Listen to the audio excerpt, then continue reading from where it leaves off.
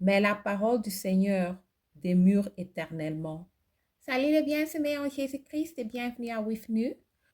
Nous sommes une communauté qui lit la Bible ensemble pour connaître les promesses qu'on a en Jésus-Christ, notre Sauveur, notre Seigneur et notre espérance. Nous commençons avec premier épître de Pierre aujourd'hui. Je prie que le Saint-Esprit nous donne une révélation de ce qu'on va lire et je vous encourage de méditer sur la parole de Dieu, prendre un verset et penser à ça et demander à le Saint-Esprit de nous aider à appliquer la parole de Dieu dans notre vie.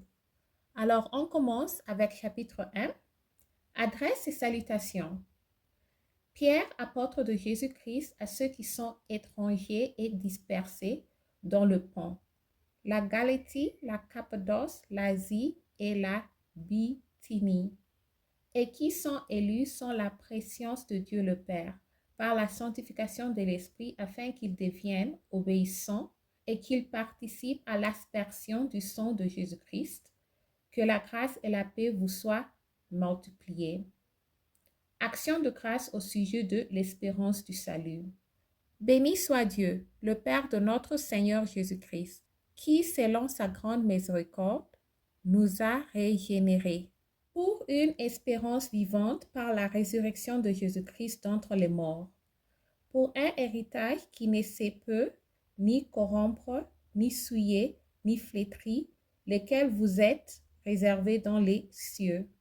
À vous qui, par la puissance de Dieu, êtes garde par la foi pour le salut prêt à être révélé dans les derniers temps. C'est là ce qui fait votre joie.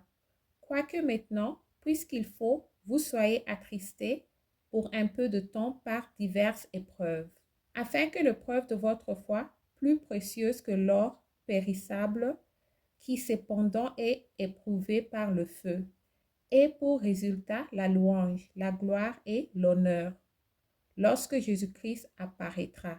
Lui que vous aimez sans l'avoir vu, en qui vous croyez sans le voir encore, vous réjouissez d'une joie ineffable et glorieuse, parce que vous obtiendrez le salut de vos âmes au prix de votre foi. Les prophètes qui ont prophétisé toucha la grâce qui vous était réservée.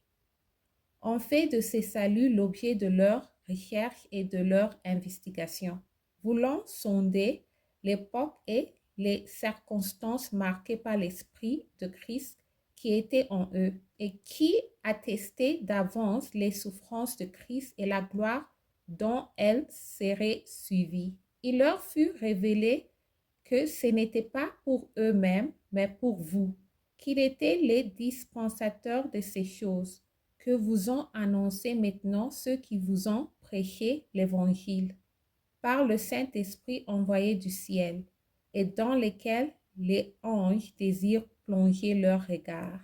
Exhortation à la sainteté. C'est pourquoi saignez les reins de votre entendement, soyez sombres et ayez une entière espérance dans la grâce qui vous sera apportée lorsque Jésus-Christ apparaîtra. Comme des enfants obéissants, ne vous conformez pas aux convoitises que vous aviez autrefois, quand vous étiez dans l'ignorance.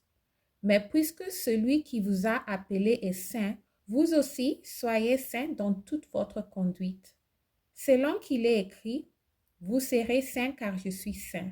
Et si vous invoquez comme Père celui qui juge selon l'œuvre de chacun, sans exception de personne, conduisez-vous avec crainte pendant les temps de votre pèlerinage, sachant que ce n'est pas des choses périssables par de l'argent ou de l'or que vous avez été rachetés, de la vaine manière de vivre que vous avez hérité de vos pères, mais par le sang précieux de Christ, comme d'un agneau sans défaut et sans tache. Amen. Prédestiné avant la fondation du monde et manifesté à la fin des temps à cause de vous.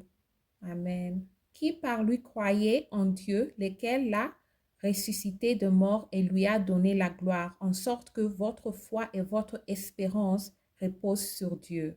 Amen.